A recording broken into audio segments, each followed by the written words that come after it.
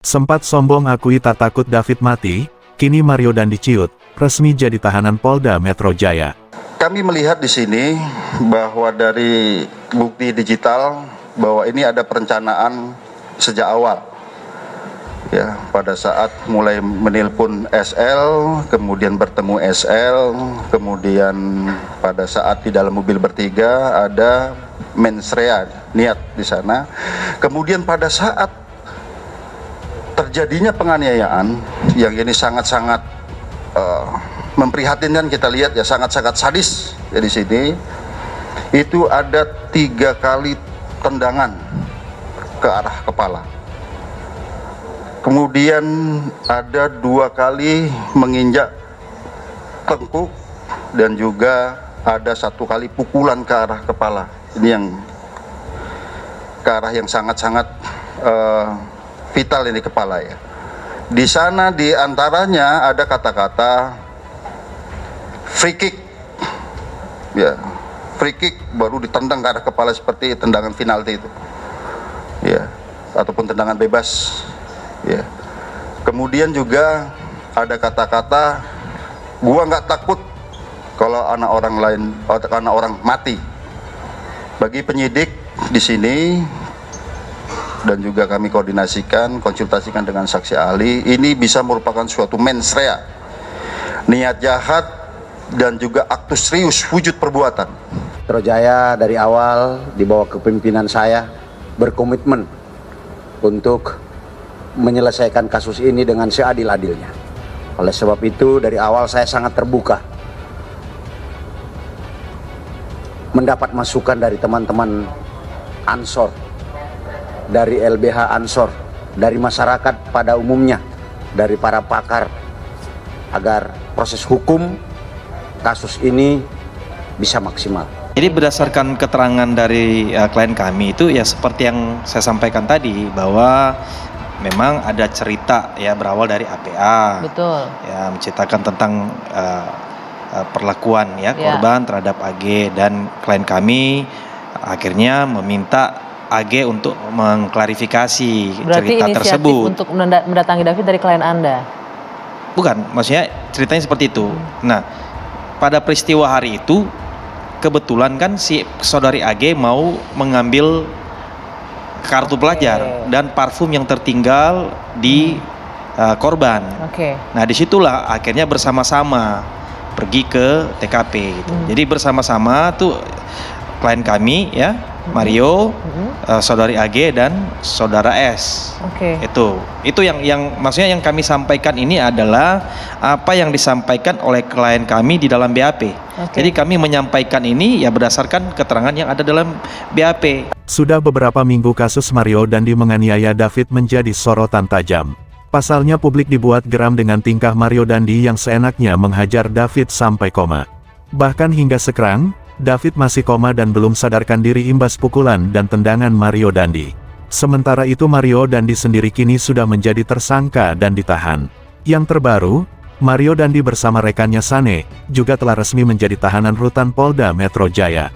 Kabid Humas Polda Metro Jaya Kombes Trunoyudo Wisnu Andiko berujar Mario Dandi dipindahkan dari Mapolres Metro Jakarta Selatan ke rutan Polda Metro Jaya pada Jumat tanggal 3 Maret tahun 2023. Iya benar, sudah dipindahkan sejak Jumat, ujar Trunoyudo dilansir dari Kompas.com. Menurut Trunoyudo, pemindahan dilakukan untuk mempermudah proses penyidikan, khususnya dalam keperluan pengambilan keterangan kedua tersangka. Sebab, penyidikan kasus penganiayaan oleh para tersangka kini telah diambil alih oleh Polda Metro Jaya. Langkah ini diambil karena kepolisian perlu berkoordinasi dengan tim ahli dan pemangku kebijakan terkait, khususnya terkait penanganan anak berhadapan dengan hukum. Sehingga sudah menjadi tahanan Polda Metro Jaya, kata Trunoyudo. Sementara itu tak terlihat pembelaan diri dari Mario Dandi. Mario Dandi bak ciut lantaran kini telah menjalani hukuman. Padahal sebelumnya Mario Dandi dengan sombongnya mengatakan tak takut David mati. Hal itu diungkap Dandi saat tengah menganiaya David. Direktur Kriminal Reserse Kriminal Umum Polda Metro Jaya, Kombes Hengki Haryadi menyebut kasus Mario Dandi ini masuk dalam rencana penganiayaan. Di kesempatan yang sama, Polda Metro Jaya lantas mengungkap kronologi adegan Mario Dandi menghajar David. Rupanya sebelum melakukan tendangan kepada David, Mario Dandi disebut sempat mengucapkan kata free kick. Di sana diantaranya ada kata-kata free kick, baru ditendang ke arah kepala seperti tendangan penalti itu, ataupun tendangan bebas, kata di Reskrimum Polda Metro Jaya, Kombes Hengki Haryadi dalam konferensi pers, dilansir dari YouTube Kompas TV Jumat tanggal 3 Maret tahun 2023. Kemudian ada kata-kata, gua gak takut kalau orang mati, sambungnya.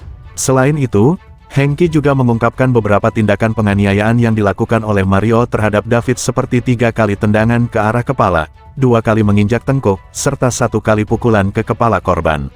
Ini rangkaian perbuatan, korban sudah tidak berdaya, 2 kali ditendang sudah tidak berdaya, masih diadakan penganiayaan ke arah kepala, jelasnya. Diketahui penganiayaan yang dilakukan Mario Dandi pada David itu terjadi pada tanggal 20 Februari tahun 2023 lalu di Komplek Grand Permata. Sebelumnya, ramai diperbincangkan jika pelaku penganiayaan Mario Dandi, Sane Lukas dan AG, 15 tahun, seolah tak memiliki hati nurani. Pasalnya, saat proses pemeriksaan di Polsek Pasanggerahan salah satu di antara mereka justru berniat bermain gitar.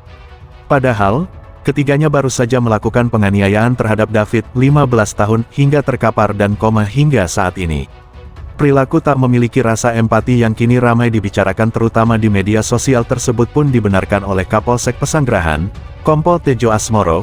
Ia mengatakan jika ketiga pelaku penganiayaan itu sempat ingin berniat bermain gitar dan bernyanyi saat sedang menjalani pemeriksaan pertama kalinya usai menganiaya David Ozora.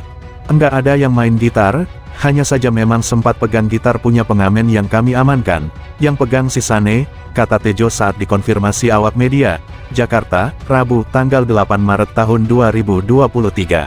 Tejo menambahkan, jika saat ketiganya tengah menunggu terdapat sebuah gitar di ruang penyidik Polsek Pasanggerahan. Saat itu Sane mulai memegangnya untuk berniat memainkannya. Dan dia itu megang-megang gitar, si Sane. Kalau si Mario diam-diam saja memikirkan kasusnya gimana. Terus saya ada, pas di lantai penyidik, itu ngapain pegang-pegang gitar, gitar ada di dalam, ambil, saya yang memerintahkan langsung diambil sama penyidik, enggan dan, memang di situ kok, langsung dikeluarkan, katanya. Ketiga pelaku kini telah ditetapkan sebagai tersangka dalam kasus penganiayaan terhadap David Ozora secara membabi buta. Ketiga tersangka yakni pelaku utama Mario Dandi Satrio alias MDS 20 tahun anak ex-pejabat pajak Kemenkeu, Sane Lukas alias SL, 19 tahun, dan seorang perempuan yang masih berstatus anak bernama Agnes alias AG, 15 tahun. Direktur Reserse Kriminal Umum di Reskrimum Polda Metro Jaya, Kombes Hengki Haryadi menyatakan, ketiga tersangka tersebut dijerat pasal penganiayaan berat dengan rencana terlebih dahulu. Pertama tersangka MDS, 355 KUHP Subsider 354 ayat 1 KUHP Subsider 353 ayat 2 KUHP Subsider 351 ayat 2 KUHP dan atau 76 C-Jo 88 UU Perlindungan Anak ancaman maksimal 12 tahun penjara, kata Hengki dalam konferensi persnya, Jakarta, Kamis tanggal 2 Maret tahun 2023.